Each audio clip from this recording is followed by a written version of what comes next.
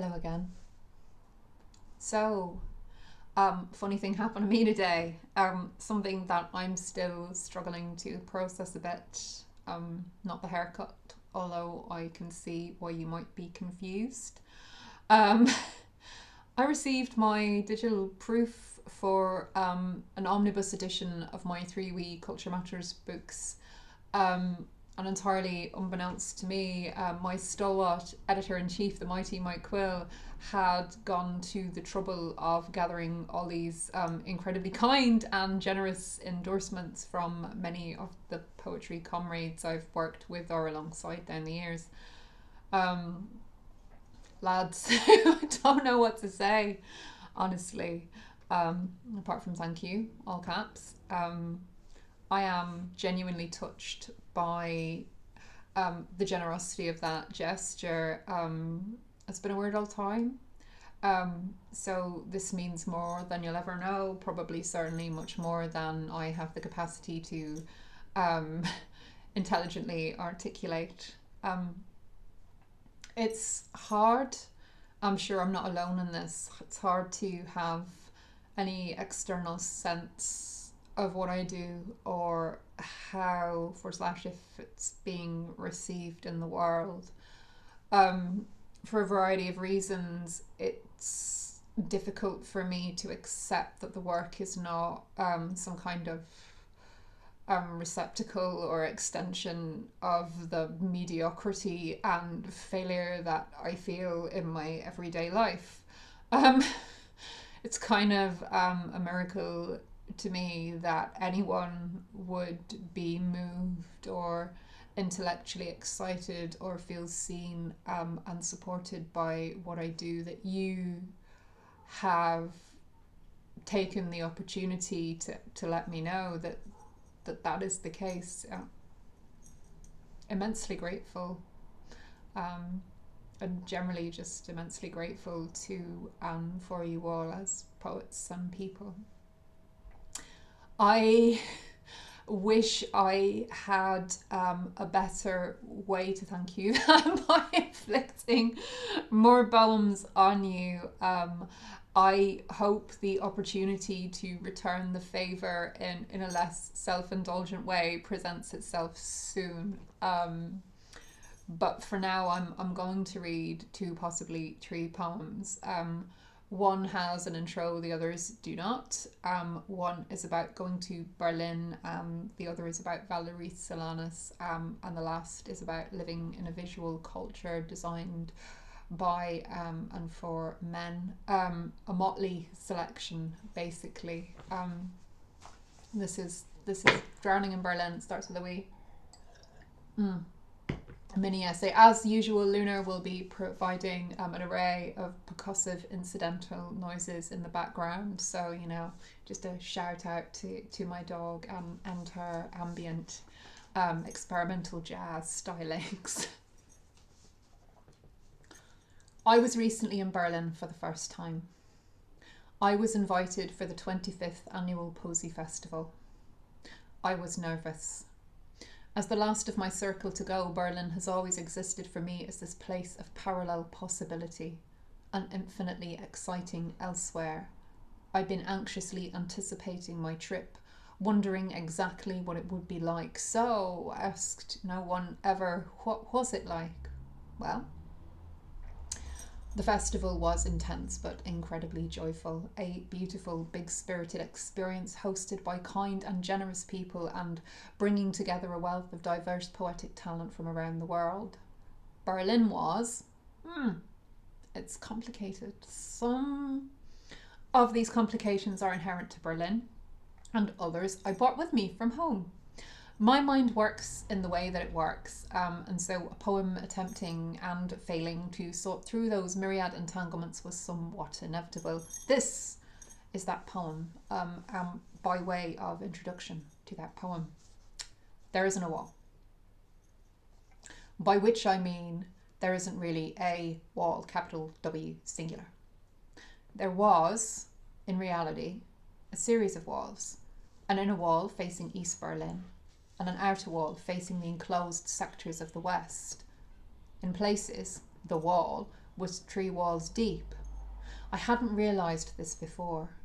But just outside Nordbahnhof, S-Bahn station, there are 3 separate memorial markers, attesting both to the walls and to the numerous doomed escapes over or under them. The Berlin Wall is plural, which somehow fits with its endlessly multiplied and proliferating legend. In the 80s and 90s, the wall loomed large in popular culture and in its collective unconscious. It bled into films, TV, books, songs. It wasn't merely a symbol but a receptacle for any number of wildly paradoxical ideas. It was less an architecture than an event. It was feverish fantasy. It was history. Reading around the wall, I recently learned that there are 2 German words for history. History and Geschichte. The former being a neatly delineated parcel of past events, the latter being a kind of aftermath, the history that haunts history in History's wake. I walk up and down thinking about history. I walk up and down thinking about the fall of communism, about the professionalised consensus of a historical past so sanitised and packaged that in places it is indistinguishable from silence. In others, this history is so raw that it bleeds into the present, no matter how corporate, how changed the space. I want to think of Geschichte as that part of history that cannot be managed or maintained, that is not amenable to story. History, perhaps, that refuses to become history. As Berlin haunted us, so Berlin is haunted. It's not like these thoughts are brand new. I spent a lot of time thinking about what communism meant to me, how, despite everything, I still think of it as an unprecedented moral movement without rival in the 20th century, a deeply serious humanism that sought to end the relations of property from which interest and power grew out of all sane proportion, and from which sprang the discrimination, violence, exploitation and oppression of the poor, of women, of black and brown people, of queers. My communism is not a communism of walls. Berlin might shake or reinvigorate that conviction. I also spent a lot of time thinking about my own history. My own, for want of a better word, identity. What it meant to be in another country whose language I could not even semi-fluently speak, yet whose intellectual and literary cultural fundaments I had been steeped in for years. What does it mean to be here as a working class person, whose ignorance made my every utterance a kind of unwitting expression of cultural imperialism? I often felt stupid and small, but I mostly felt angry with the prohibitions and restrictions placed on working class education, the way they circumscribe desire and limit solidarity. My German is appalling, but my curiosity and willingness is undimmed. How I want to know a city, the true city, not the fantasy, not my small English projection of the place onto the place. I spent a portion of each day walking until I was lost, fueling myself with strong Turkish coffee. Time by yourself, for yourself, forces you to confront things. Aging, illness, failure, all the fun ones. But it gives you back to yourself too.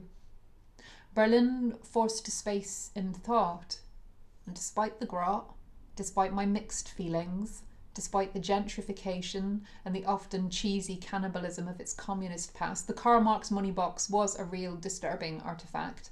I kind of loved it, and I am forever grateful. Poem.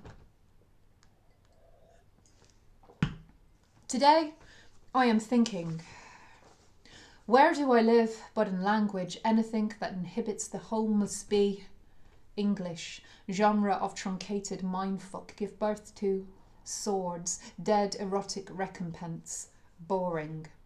I am in Berlin. I enter the listening city. There are productive melodies, melodies of perturbation, melodies of damage. Silver streamers from a balcony, the stag do's tinsel wig, the smell of Turkish coffee. Berlin builds roads like Romans. Mobit is an elegy. Newcon is an elegy. The nucleus of elegy, a nuclear elegy. Your halo is a boomerang. It slices. What did the eminent poet mean when they said elegy? The hulled blue rusk of a flower opening against. No. A state of storm of perpetual sharp incision, a permanent sharp incision. I ached and prevailed all day. Anything we receive inside the ruin of ritual must be English, this corollary of bones. That is, my rituals come apart in the doing of them. Or perhaps ritual is not something I do at all, but that which attaches to me, bisecting shadow that just won't quit. I want to live anywhere the sunlight touches ceasefire, a land that never lends itself to consecration, commerce of radiance, the false economy of sacrifice. Body, your extreme of supple conduct, a requiem soberly. I prevail. Days of exertion and turn, perversion, reversion, immersion, etc. This hotel has a spa. I will not pass go. I will not collect $100. She said, "You're not really a spa person." Pungent and reluctant frump core prole wave. She said, "Try not being you for like one day." Dross apologist, dross apothecary. She meant it kindly.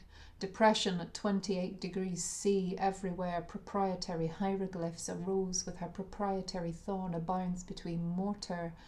Today I will set small fires. I will burn down breath itself. I will visit the grave of Hegel. I will visit the house of Brecht. I will lodge like ice in the mind of God. Or not. Today I shall cut a door in his misogynist swallow. I will calibrate my cry. My whole self will be the oxygen of overthrow. I will be released, be an orgasm open for business, neither wince nor resist. Melancholy's pale ascension can do one, pal. Any day now, says the radio. I do indeed remember every face of every man who put me here. I bend my body toward whatever bends my body. In Berlin, communism returns first as tragedy, then as tourism, a bust of Karl Marx with a slot in his head. I will weave a nest from the severed fingers of garment workers in the Mall of Berlin. More of Berlin. The red flower widens into life. I am standing where you stood. What they paved was hardly paradise, but damn, I bend my body. What is returned or received inside a word? Queer. A body they stumble to solve. Communist. The skinned knuckle of extinction. A gender. Oh, eminent poet, I do not wish to be the bride of anything. Poet, chiffonnier of grim futurity. Well, maybe Frankenstein, Junior. Maybe Jesus Christ. Reading Huey Newton in the executive breakfast dining suite. Reconsider the martyred female saints as exemplary models of revolutionary suicide between the sesame rolls. Good morning, world of morbid knavery and Alpro yogurt. Poets, charlatans of stolen fire. Poem, give the meadow its tempo, expired tenderness, lakes and lakes. If we got into an argument about whether or not Claude Cahun was a trans hero, Cahun's description was neuter, both, neither, the genius of androgyny, androgynous. Is that clever? There are kinds of queer that do not count. How queer is queer enough? How queer is queer enough for what? Today I am thinking about power. Power is eerie, a supernatural machine, ecstatic structure, luminous trace. Today I am thinking, where do I live but in the body, inside the orga shell of my anxiety. Anxiety too is a kind of ecstasy. I drag this ecstasy behind me, and it is horrible. I circle myself. I quiver and shrink. In the hotel, staff are trained to anticipate that which we, the guests, are trained in our turn to desire, except we don't. In the mirror, the advent of a pearl will require biopsies, heralds cancer. We, the poets, claim to be committed to radical joy, but we talk about death a lot. And where is the crisis to hang my commitment on? If I say, "Free Palestine," the room will erupt. 100 pairs of hands, a flock of startled birds. I feel like a doctor tapping the liberal funny bone with my cute rubber hammer. Often people look at me like, "Oh, bless." I am tight inside their empathy. Sometimes people include me in their spurious woo-woo bullshit utterly unasked. I am smothered in the butter of consensus, wetly cloyed by star signs crystal healing. The photographer says I am too melancholy to be a punk. The male poet corners me in order to venerate Ginsberg. Rhapsodic kiddie fuck, there's nothing zen about him. In a minute, I will get up and walk out. I am counting to 10. Look, I mean it. Well, no one is listening. They boycott my boycott. Sometimes I catch myself thinking, oh God, my poor ancestors, forsaken, encompassed, ignored, recycled as publicly funded art. I realise that the building in Unter den Linden with Radical Joy decals on the window is a Microsoft store. What did I just hear? Kneading, keening, something at any rate that wears out the joints. This Berlin is a season of treasonable flowers. Flower is a sinkhole, stink hook, hookah for bees, 5-pointed flower that blooms against a backdrop of grubby felt and moral failure. Our communism was never this, the ribcage of a wall. Here, it is discreet, convenient, obscurely patronising. Paradise of moribund amenities. Tap water at room temperature. On the tram, it's a true story, a man is picking a brittle crust of spunk from his jeans, a curdled worm of spit. I balance my rage in the spoon's hungry hollow like a heavy egg.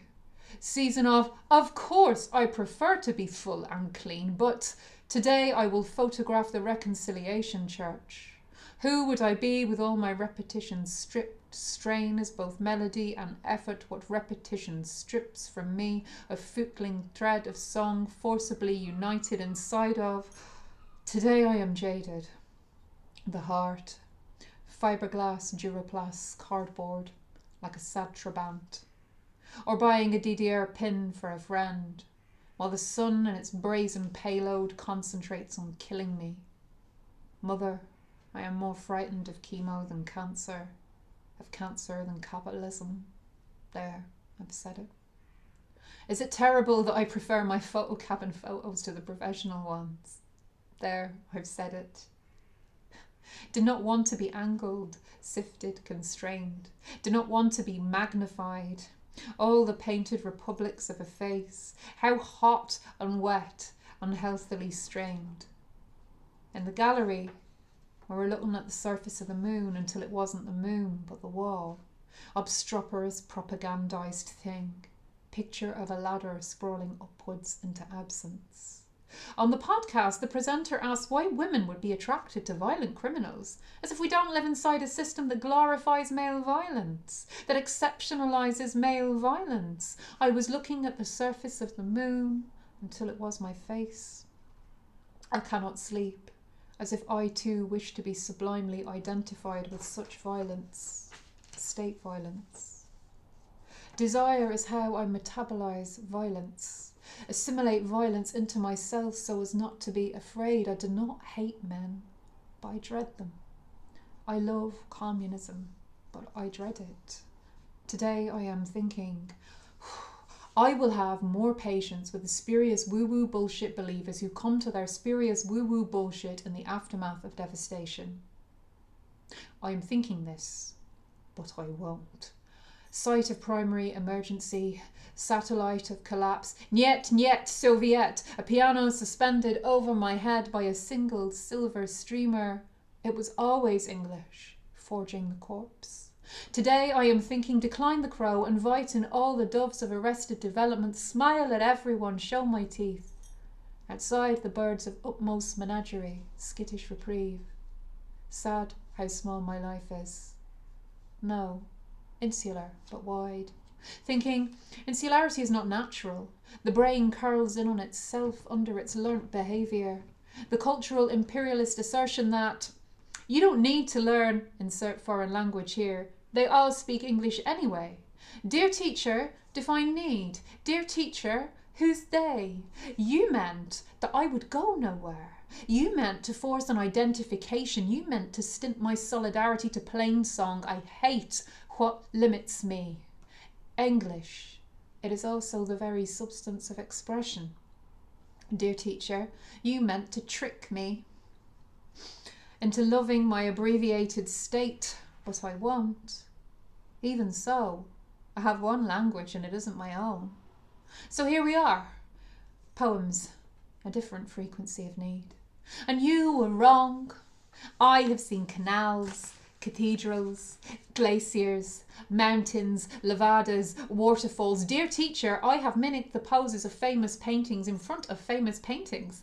I have seen Berlin, where I hold your English in the ready bowl of nauseous apology, and the stupid you had made of me gnaws. Dear teacher, I am trying. My language makes an aperture in language. This language, and the sunrise returns to my hand, and the sunrise makes sense. There are accuracies, variations, a strict, inevitable day. There's a woman in the mirror, nothing thrives inside her smile.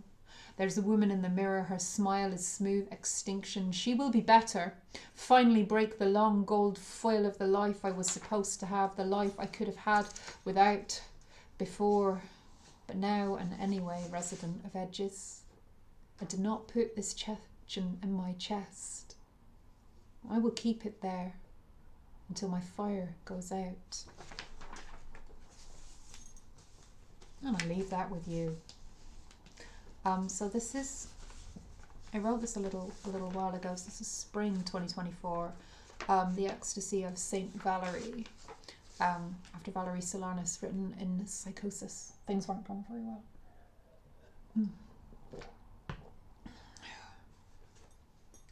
This is what you wanted. Well, isn't it? The conscience, cicatrized care, their sensitive dreck. Feelings will be scarce, recycled, faced like a freak accident.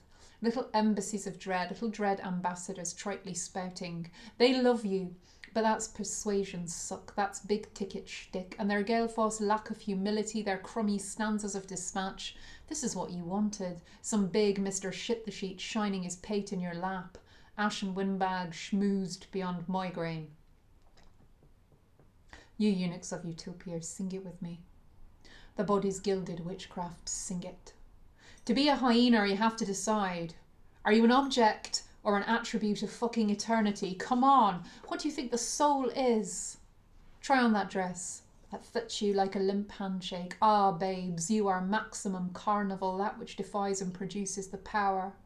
Ah, kid, and in spiral derive toward collision. The women are coming, their hot breath condescends. Your pulse a perverse interval wherein the devil, a split in the neck, will sequence your quivering.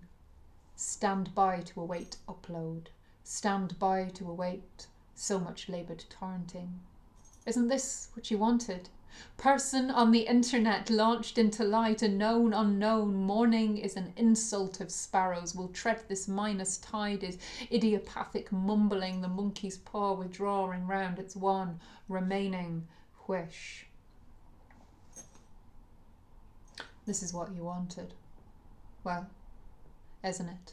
And there's France, sagging in our sight lines. Picture a girl, homely and vicious, pretty as a pound cake. That's you, that is.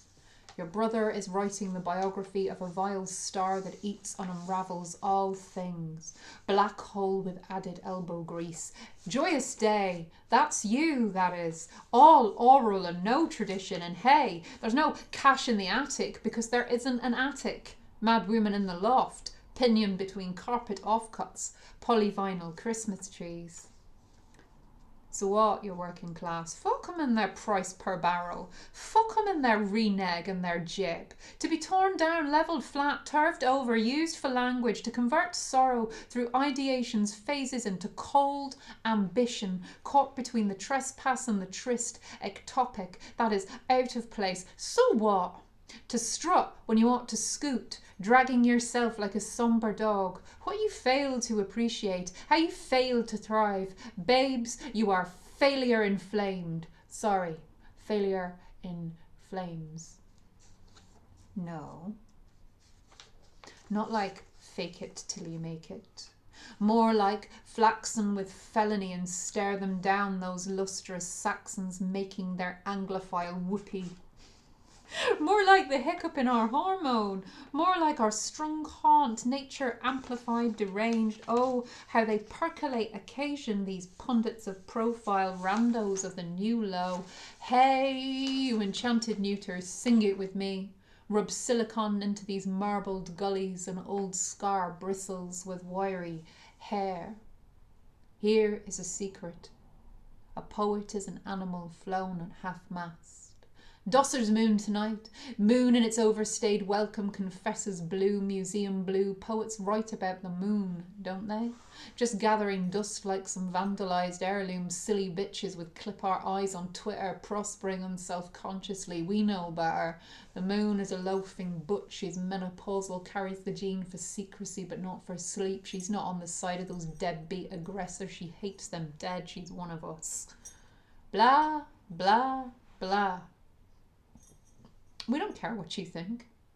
You bankrupt apologists, you dweebs of love you when you're dead. We didn't fail, we didn't succeed, we just endured.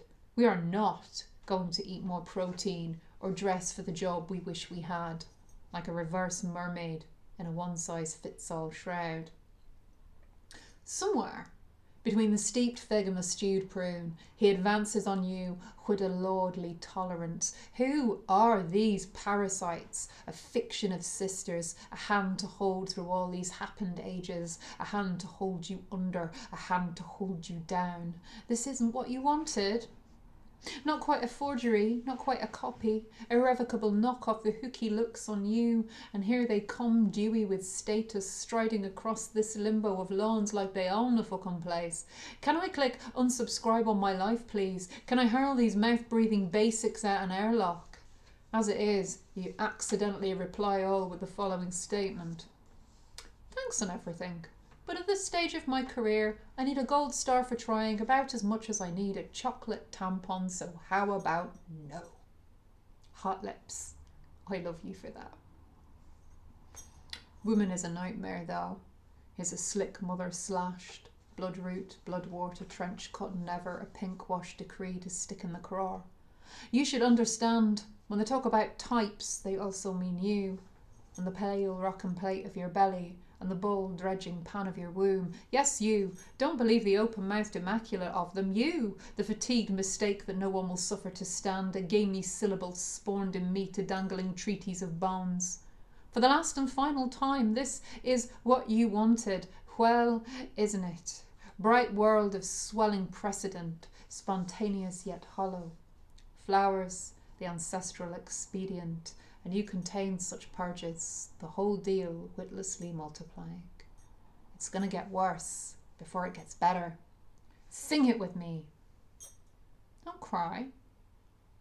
Or do. See if I care.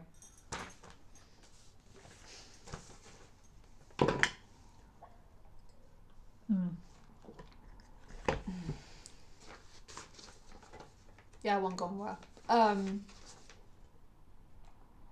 And this is on desire, and it's sort of a poem essay. I realise that we're already nearly coming up to half an hour, but I'm gonna forge ahead. It's not like anyone is obliged to listen to the whole thing. On desire, or rather being desired, which has a kind of fury now, the wholesale song of it. For wherever you are in the world, lie down in the lap of awful days and smother. Your smile, melancholy trench, drudging the dim joke, hell and its pastiche of pyres, me and my knickers titillated impasse, roses you had, the proven bloom of them. I yearn for a suite of rollicked meadows, I drink the oil, ingest the drum, call me horse girl, siphon of stallions, I move into your punchline, a cindy pink penthouse, a wet dream, a dream house. I am the ideal toy, the pedigree doll, delisted, relaunched, I am a lawsuit with my name on it. Can you do anything but look at me? I palm your Polaroid caresses, take them inside for a rainy day, an extinct slit, an ice age on legs. Your eyes lay eggs. I am soaping the stronghold of my body, but you happen inside me like housework. To be desired by you is humiliating. That is, your desire is the medium and the mechanism of my humiliation. We're told we are ashamed. We're not ashamed. Shame is a state. Humiliation is the traumatic exercise of power, you ass. An irreversible act, not abstract or internal. When we talk, we are not talking. I am addressing your supremacy, and you are not speaking to or even at, but into me. Because I am hollow, I amplify your alphabets. The summer I turned felt drought deep in my fingers. Men with their lusts, their catalogue of quicksands. I believed I could live at the centre of myself. My sprung red home, my slow blink blade of grass. You would come to rent my pout for pastures, cut my chemise, my floral surmise into spoiler warning Sundays, aubades. It was Friday, karaoke of my brokenness, the receiving end of a gingham swimsuit. Imagine, you are so afraid of a gaze held, a stare returned that you create gorgons. Rage is abject and rejected, or else recuperated as fetish, as folly, as everyone laugh at the funny joke. And I eat out my own new growth in comic sans. Of course we are returned to stone. When we see ourselves in the mirror, it is with your eyes. And back into flat inanimation, generation of mannequins, republic of corpses, briar rose, comatose for booty call. Your desire deadens me, spent presence stare in the airless room. My eyes are marbles inside of each an idling ghost. Which is to say, that looking has a language. In Fritz Lang's 1927 expressionist sci-fi classic Metropolis, women are not present at all, not even as extras, until the eternal garden scene, where they are explicitly displayed for potential male pleasure. This is also the moment the audience sees Maria for the first time. They see her through Freder's eyes, a kind of distressed Madonna, a luminous Virgin Mother surrounded by children. These archetypes and the binaries they represent are old. They were old in 1927. They don't haunt me. What disturbs is that women do not exist unless and until they are looked at, created and shaped under the male gaze by dint of observer effect, the disturbance of an observed system by an act of observation. Duh. If a tree falls, yada yada.